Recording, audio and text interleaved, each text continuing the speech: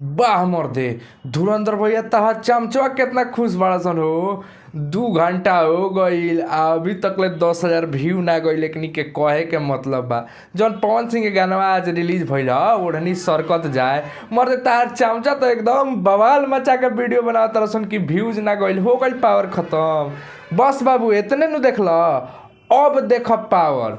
ठीक बा, हौ जौन 2 घंटा में तेरा 64,000 लाइकवा लौकता नु, उ एथी लोग के ना ह कि 10,000 व्यू गईल। आ उ एड के पावर ना ह, उ है सब जब जौन भैया हमार देख रहल बड़लो नु उनकरा लोग के प्यार ह। ठीक बा, तबे 64,000 व्यूज सॉरी लाइक गईल बा। अभी व्यूज तो मर्दे देखावत नइखे इतना तेज जौन बा बवाल हमार भाई करवा दिल बड़लो नु कि व्यूज जौन बा अभी देखावत नइखे। आ जब जे उठ के देखाई बड़ा रियल टाइम में जौन व्यू देखावत होई नु, हमारा लागत कि 1-2 मिलियन हो गईल होई मर्दे।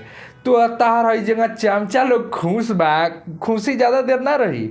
अरे अबे मुंह हेंगा जब चोखा होई नु, धुरंधर भैया ना हुआनी, ई हवन पावर स्टार। आ सुनले होगा पावर कबो खत्म ना होई, आ यही जैसे शुरू होला आ यही जे रह जाई। तो धुरंधर भैया के चमचा खुश हो जालो, मना लो, जश्न मनाओ लो मर्दे, केको काट लो।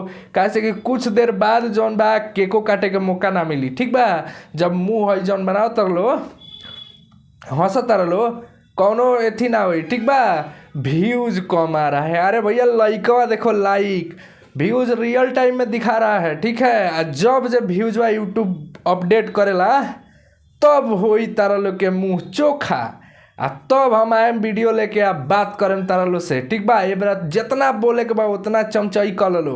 हमार धुरंधर भैया तारा लोग के ये तो सिखैले बड़न। बाकी आप लोगों के पर का कहे के बा कमेंट बॉक्स में जरूर बताइए। वीडियो के दबा के लाइक करी, दबा के शेयर करी कि हमारा जौन धुरंधर भैया बड़न नु उनका चमचा लोग के लगे वीडियो पहुँचो। बाकी हम मिलता नहीं अगला वीडियो में, जल्दी मिले मर्द। अबे बनाओ तनी वीडियो, रुक जाना बस 1 घंटा रुको, ओकरा बाद देखो। ठीक बा।